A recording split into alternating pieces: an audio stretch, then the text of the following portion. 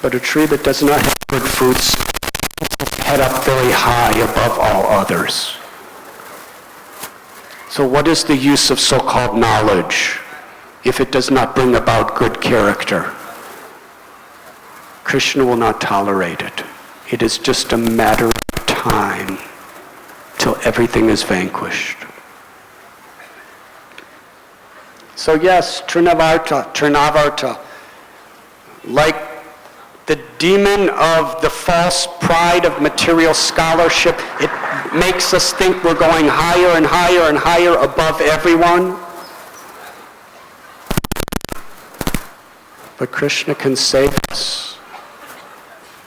us from this demon within our heart if we sincerely and humbly take shelter of hearing his glory, serving his devotees, and chanting his holy name.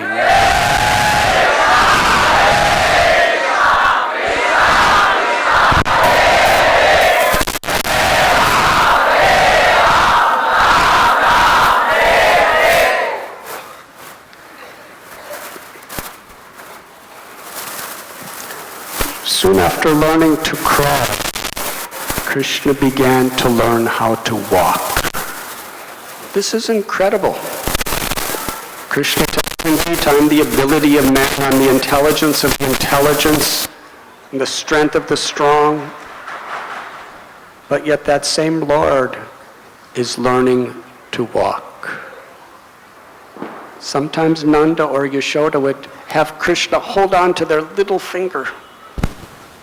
And he would walk a couple steps, and then his fingers would slip from their finger, and he would fall to the ground and cry. They'd say, "Try again, Gopal, try again." Krishna walked. How is this? Treasure, not only to the devotees of Vrindavan, but to enchant, attract, and conquer the hearts of anyone who sincerely hears these beautiful pastimes. The absolute truth is such a helpless position in relation to his devotees. Conquers the hearts. This is the special feature of Vrindavan. In Vaikuntha, the Supreme Absolute Narayan doesn't learn how to walk and fall down and cry. Only in Vrindavan. Because Vrindavan is Madhurya Dham, where the Lord's pastimes are so full of infinite sweetness. Where we could love Krishna beyond the Aishwarya, majestic respect of the all-powerful God. We could love Krishna intimately as our friend, as our child, as our lover. And Krishna reciprocates accordingly. When Krishna learned how to walk, the first thing he started to do with his friends was his pastimes of stealing butter from the neighborhood of gopis. The gopis, elder gopis, would come to Yashoda to complain about Krishna. What is this complaining? Srila Prabhupada explains again and again in his purports to Srimad Bhagavatam, 10th canto, the beginning, how these leelas of Krishna as a baby are so charming. They can completely purify our consciousness. If we can just somehow or other develop a taste for hearing them and speaking them in the association of devotees, we can transcend all the miseries of material existence.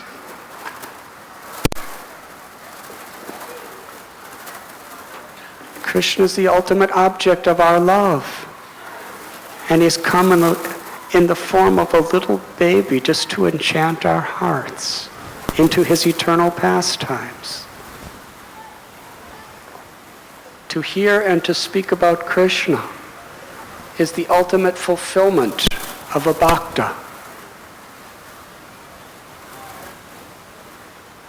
Because the sound vibration of Krishna's names, the sound vibration of Krishna's pastimes are Krishna. He's manifesting in that transcendental sound. He's personally present.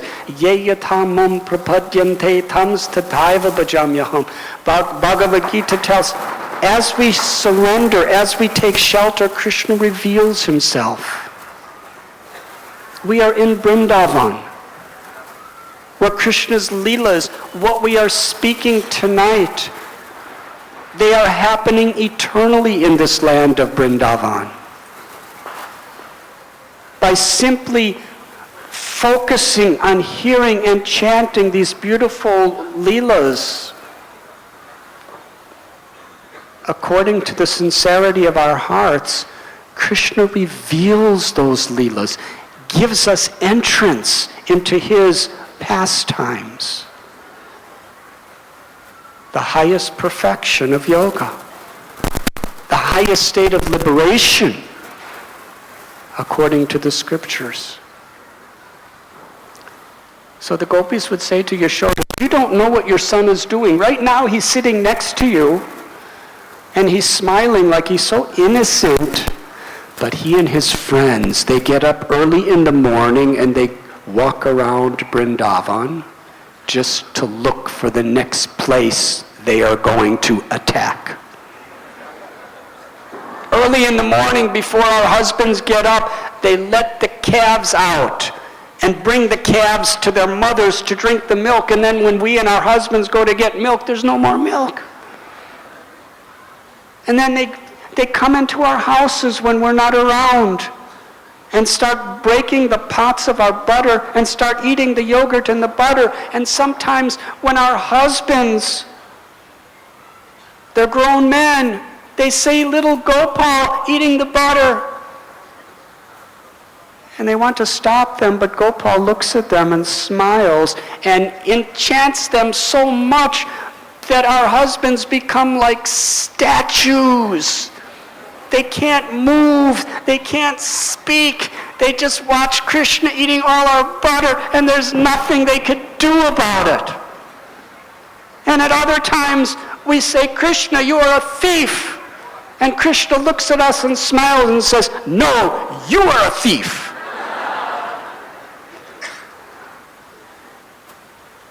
And sometimes when we hide our butter and yogurt, Krishna goes into a private room when our children, our little babies are, and he pinches them and makes them cry. Other times, in order to keep our butter away from Krishna, we hang them from ropes from the rafters of the ceiling.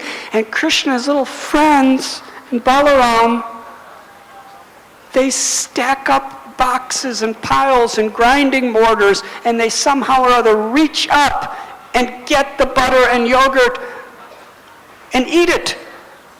And we see that Krishna, not only does he eat it, he distributes it to his friends. And when his friends are completely full, he calls the monkeys. And he personally distributing with his own hands to the monkeys, and the monkeys are eating and eating and eating all of our butter until the monkeys are so full they can't eat anymore. And then Krishna breaks the pots and says, this butter is so useless, even the monkeys don't want it.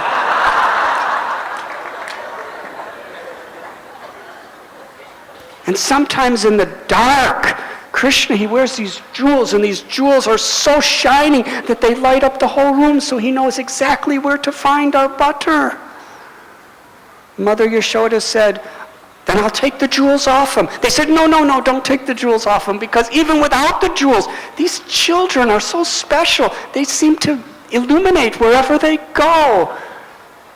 And when we really try to hide all of our butter in such a way that he can't find it, he goes into our temple room and passes urine. You're laughing.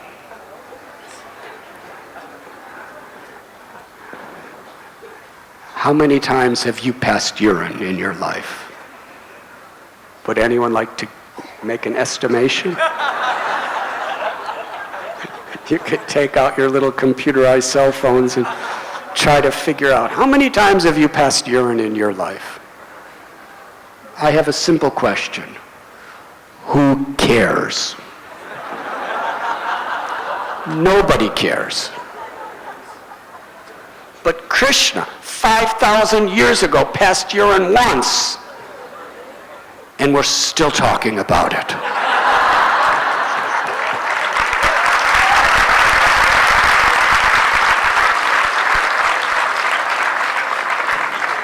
That is the difference between God and you and me. Not only are we talking about it, but just by hearing about that one incident, self-realized Paramhamsa liberated souls weep and cry in ecstatic love. That is Krishna, all attractive. The gopis said to Yashoda that now we're lodging all these complaints and Krishna's looking at the floor like he's completely innocent, but actually we know that in his mind he is plotting at this moment when he's going to steal our butter next. And Krishna just, Yashoda Mai and the gopis looking at Krishna, all they could do is smile and laugh in love. And the gopis told Yashoda Mai, actually the only reason we come to complain is it just gives us an excuse to talk about Krishna.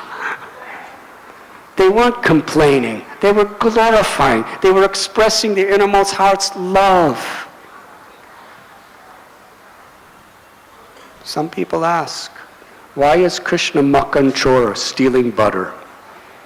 After all, the highest morality is coming from God. So how is God a thief? God is not a thief, but he is a thief, according to his own independent free will. Sarvaloka Maheshwaram. If we want to understand these beautiful pastimes of Srimad Bhagavatam, first we must know the conclusions of Bhagavad Gita. We can't just jump ahead. Krishna explains who God is. He's the proprietor of everything that exists. Sarvaloka Maheshwaram. That means everything in every planet and all material and spiritual worlds are the property of God. The sign of a proprietor is we have control over something. Ultimately, whether we're simple people living in a village, or whether we're billionaires or kings, the nature of this world is at any moment, anything could be taken away from any of us. And by the power of time, death is certain to take everything away from all of us. He's reciprocating with their love. Krishna is Hari. Hari means one who steals away everything inauspicious and steals our hearts. The ultimate pleasure of the gopis when Krishna comes to steal the love of their hearts, which is personified as the butter in their pots.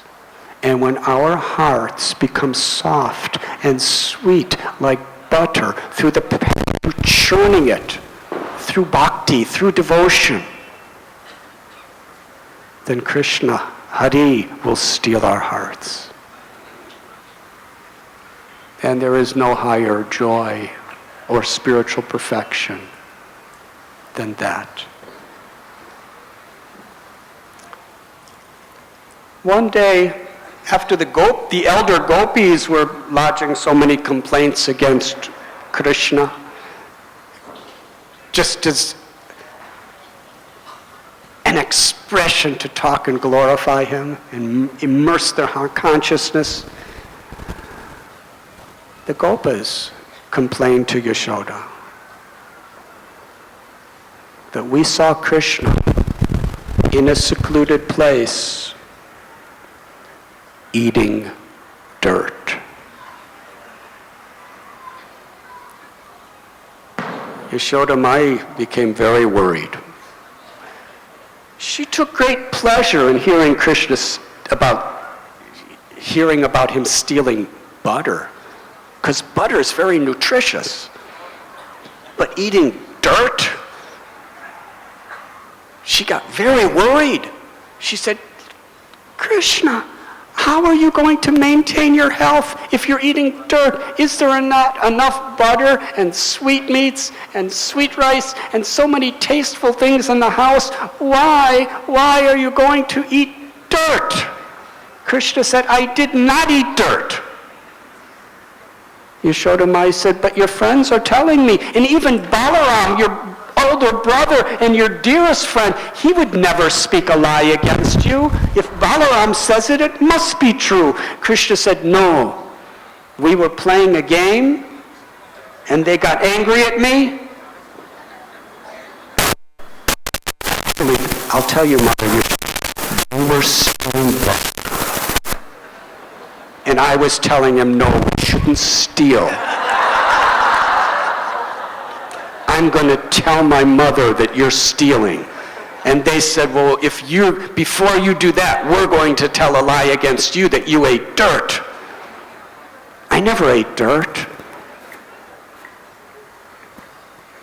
Yashoda Mai said, if you didn't eat dirt, let me look in your mouth and see if there's dirt. Now these are very transcendental, puzzling concepts. How is it that the absolute truth tells lies? The absolute truth cannot tell lies, because the absolute truth is absolute truth. But as a baby, by saying he didn't eat the dirt, he's increasing the Vatsalya Ras, the loving affection of his mother. And that reciprocation of intimate love on the liberated platform is the highest truth. Krishna doesn't have to worry about what relativistic people say is moral or immoral. Because on the transcendental plane, it's already perfected, where there's no ego, there's no selfishness. It's a total liberated state where to increase the intimacy in the ecstasy of love, Krishna is speaking what is apparently a lie. Vatsalya rasa and all other rasas spring from prema. Prema is ecstatic, spiritual love. That prema resides within the hearts of the devotees. And that prema arises due to Krishna's natural affection for his devotees. Krishna is Bhaktavatsal. He is always affectionate to his loving devotees. Vishwanath Chakravarti Thakur explains, of all the characteristics and qualities of Krishna, this is the crest jewel. Krishna is all merciful. Krishna is supremely pure, supremely truthful. He's the absolute all-pervading Brahman. He's the protector of his devotees. But the crown of all these qualities is Krishna's love, Krishna's affection for his devotees. It's because of Krishna's intimate, intense, loving affection for us that our love for him awakens. And therefore Krishna's stealing. and Krishna's lying is the most beautiful ornament.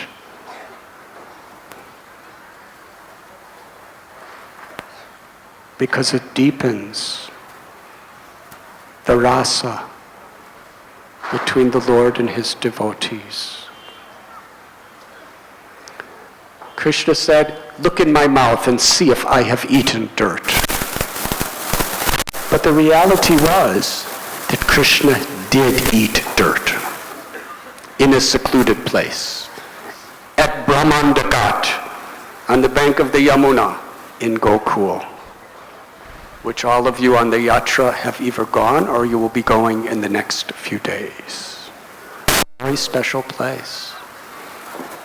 In 1971, I was here in Vrindavan when Srila Prabhupada came, and every day he would take us in the mornings for several hours to holy places.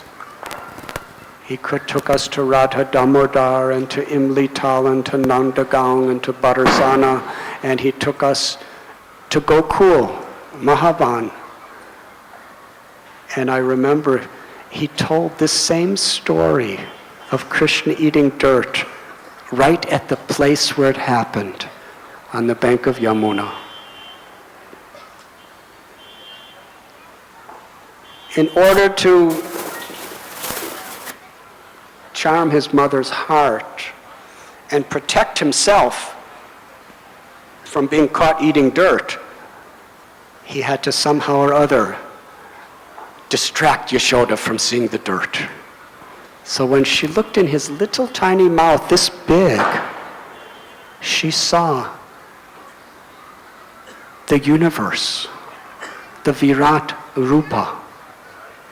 She saw all the planets, all living entities, all the devas. Within little Krishna's mouth, she saw, of all the planets within the universe, she saw all the mountains and the oceans. She saw the three modes of material nature personified. She saw the creation, maintenance, and destruction of everything and everyone. She saw all the 8 material elements in their basic, crudest form. She saw all 8,400,000 species of life, and in his little mouth she saw Vrindavan. And when she looked closer, she saw herself looking in Krishna's mouth. When Yashoda Mai was seeing this, it was incredible. Because Krishna's mouth was only this big. The whole universe was in this size. And the universe did not shrink to fit in Krishna's mouth. The universe was its full-scale, unlimited size. What our proud modern scientists cannot even fathom with their greatest telescopes. The most distant planets. Yashoda was seeing it all with all the space between it within Krishna's mouth. How is that? Achintya Shakti. Krishna has inconceivable potencies. He can do anything, anytime, anywhere.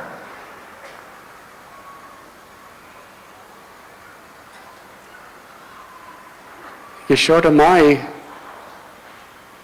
because of her motherly affection for Krishna, she just could not, it was impossible to her heart to accept that Krishna could be the all-powerful, almighty God. She was wondering, what am I seeing? She was thinking, am I dreaming? No, because my eyes are open. And I could feel myself. I'm not dreaming, I'm wide awake. Maybe I'm in illusion. But why would the demigods bother putting such an insignificant little gopi like me into an illusion? So I can't be an illusion. Or maybe I'm in a deranged state of consciousness and I'm seeing this. But I'm quite fit. Mentally, physically, everything's fine. I'm not deranged. What am I seeing? And how am I seeing? Why am I seeing? What is this? Is it perhaps that my son, Krishna, is some powerful mystic? Like Gargamuni. During the name-giving ceremony, Gargamuni said that this son will perform incredible activities and he's as good as Lord Narayan. Could that be? Yashoda Maya was thinking, no, it can't be. What does Gargamuni know? When Krishna's thirsty, he cries unless I give him milk. When Krishna's hungry, he cries unless I give him some butter to eat. When there's thunder in the sky, Krishna gets afraid and he comes running and he holds on to me and trembles for shelter from the lightning. And Krishna's so naughty. He steals butter and he runs around and he does all these things. Gargamuni could think whatever he wants to think. But I can't live without Krishna, and Krishna can't live without me, and I know who he is, and he knows who I am, and that's the truth. But still, she's seeing the universe within his mouth. Srila Prabhupada explains that when we are bewildered by a situation where we just cannot understand or figure out what is the logic behind it, why is this happening, a devotee simply takes shelter of the Supreme Lord.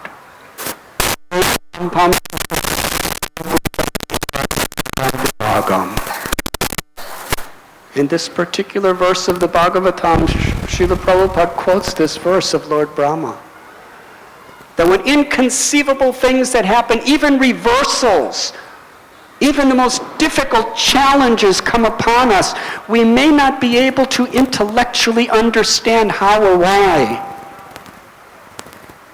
But in such a state, a devotee naturally just takes shelter of the Lord. And the simplest, most direct way of finding that shelter is to call out from our hearts for Krishna's mercy by calling out his holy names.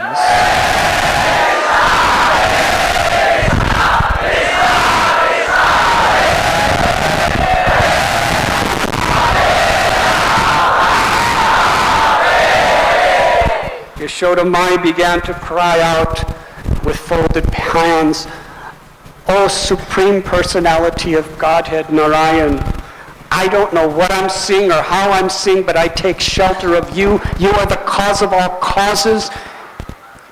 You are the creation, maintenance, and destruction of everything that exists. You are the shelter of your devotees. Please give me shelter. And please protect Krishna. Under your illusory potency of Maya, I am thinking that I am the wife of Nanda Maharaj, and I'm the queen of Vrindavan, and all of the gopis, and all of the gopas, and all of the cows, and all of the forests belong to me, and I'm thinking that Krishna is my child, and I'm protecting Krishna, when actually, you are the controller and the protector of everything that exists." She was praying in this way because seeing this universe in Krishna's mouth, she was worried about Krishna. How is he going to digest it? She was worried about a little tiny piece of dirt in his mouth. And now she's seeing all the mountains and all the salty oceans and all the humans and all the animals in Krishna's mouth. So she's praying to Lord Narayan, please protect my Krishna. You are the Almighty, you are the All-Great. I don't understand.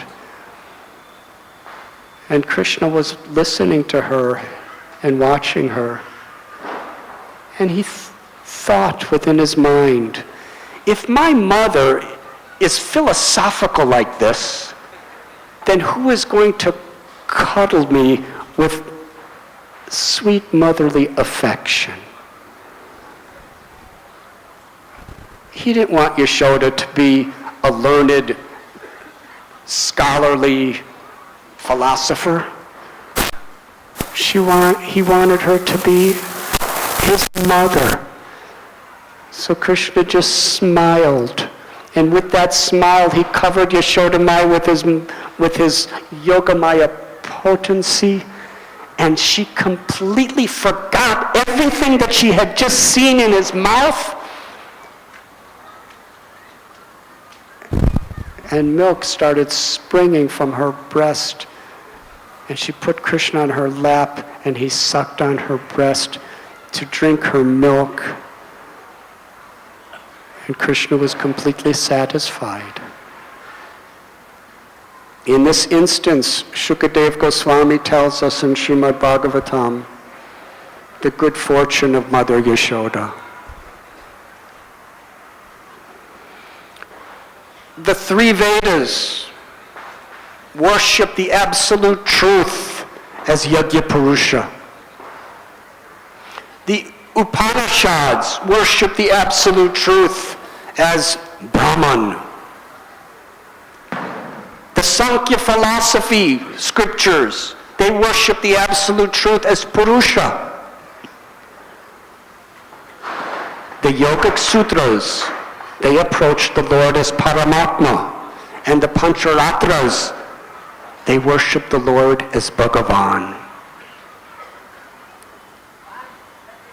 But Mother Yashoda, she was infinitely beyond all these levels of knowledge and realization, because she was seeing that Supreme Brahman as her own little loving child. And Krishna was seeing Yashoda as his own mother, conquered by her love. Parikshit Maharaj, hearing this incredible story, was asking Shukadev Goswami, tell me, who is Mother Yashoda and Nanda Maharaj to have the highest, most intimate, incredible, loving relationship with God, with Krishna? And Shukadev Goswami explained, in a previous life, Drona and Dara, two Vasus, they worshiped Lord Brahma, and Lord Brahma gave them a benediction, and the only thing they wanted was that they could take birth in this world to be the parents of the Supreme Lord, to witness his intimate loving, to love him as his own mother and father. And they prayed that anyone who hears these pastimes of our loving relationship with our child, that they will be liberated from all sufferings forever and attain the supreme bliss of the spiritual world. Drona and Dara were two partial expansions of the eternal mother and father of Krishna from Goloka Vrindavan, Yashoda Maharaj and Nanda. Yashoda, Mai and Nanda Maharaj.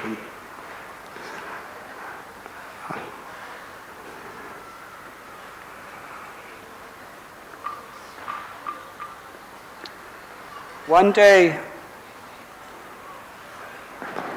when little Krishna was roaming about Vrindavan, a fruit vendor came out of the forest with a leaf basket filled with fruits. She was a tribal lady coming from society where there was no education, people living in the forest. This lady, a Purinda, she all the residents of Vrindavan, if anyone would have some fruits, I have fresh ripe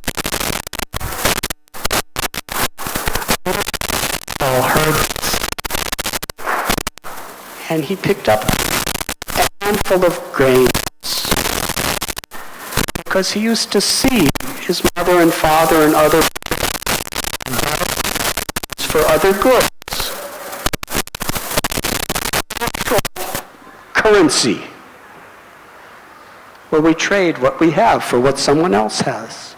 So little Gopal, he went running to the fruit vendor who was just sitting on the ground with her basket. And as he was running, because his hands were so tiny,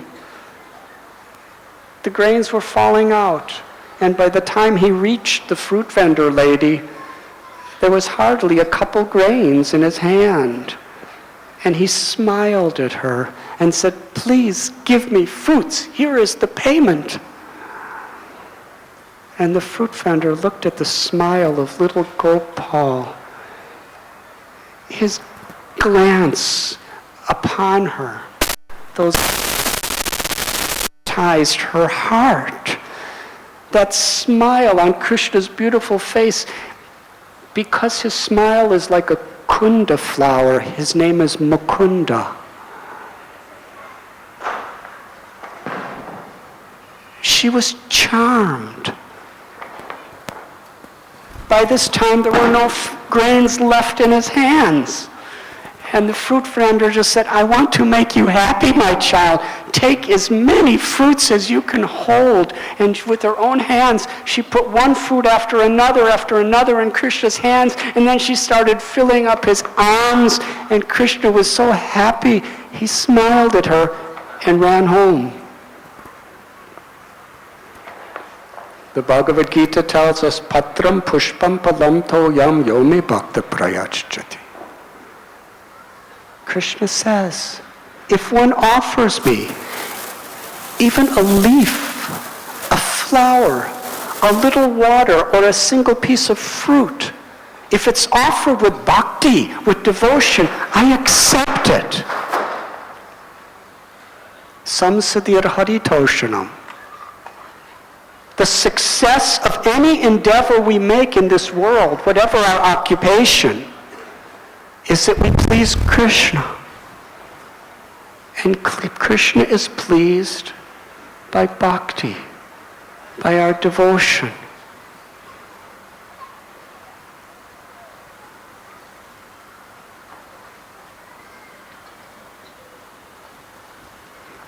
That leaf basket filled up with precious jewels. Not jewels of this world, celestial jewels, diamonds, emeralds, pearls. And the fruit vendor, she was so conquered by Krishna's little innocent childlike smile. She wanted to give Krishna more fruits. She decided, I'm going to take my basket home and I'm going to fill it with more and more fruits, and I'm going to go to Krishna's house and I'm going to feed his whole family with fruits. Anything I have to do to make Krishna happy, I will do. And she picked up the basket and didn't even look to see what was inside. She ran home. She didn't know it was filled with fruits. And when she started getting fruits from her house and she started putting it in the basket, she saw there was no space. It was overflowing with precious jewels. And Jiva Goswami tells us what she was thinking is the most precious wealth I have ever achieved was the beauty of Krishna's smile. She was feeling such intense separation from Krishna's loving smile. She was completely transcendental to anything of this world. She just wanted to go back and please Krishna by bringing him more fruits. She couldn't care less about jewels. She had attained the ultimate jewel of Krishna's smile. So she ran back to Krishna's house. And meanwhile, Krishna ran into his house with all these fruits. And he came up to Mother Yashoda and said, look what I have. I have all these fruits. And Yashoda Mai said, where did you get these fruits from? Gopal said, there was a lady, this tribal lady, and she was selling fruits, and I gave her some grains, and she gave me the fruits. And Yashoda Mai became very worried. She said, it's not Krishna. You can't trust everyone in the world just like you trust people in our house. And Krishna said, what does it mean to not trust somebody? That was Krishna.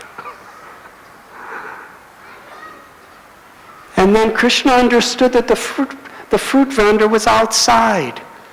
So he ran outside just to satisfy her with his loving smile. And she gave him more fruits. And Krishna brought them back in and told Mother Yashoda, please distribute the fruits to all our friends and relatives. And to please Krishna, with that armful of fruits that Krishna carried in, Yashoda Mai started giving them to friends and relatives and gopas and gopis. And however many fruits she gave away, there was always more fruits.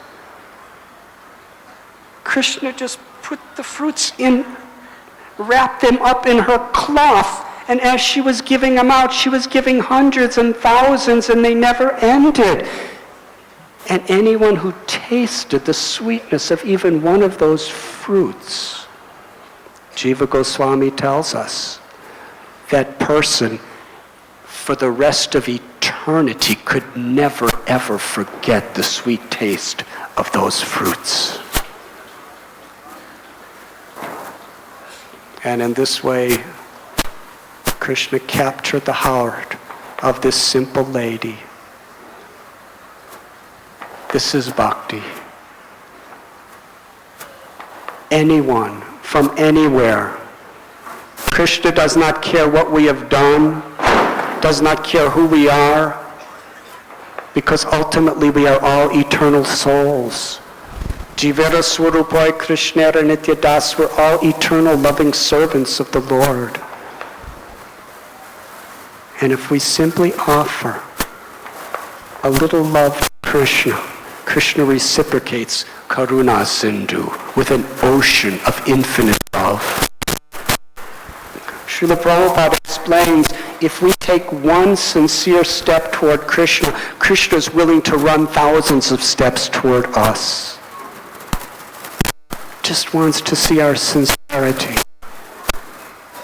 Why should we be attached to the illusory jewels of this world which simply bind us, ego and attachment, when Krishna is eager to give us the crest jewel of all realizations, Prema Pumarta Mahan, the jewel of ecstatic love, prema.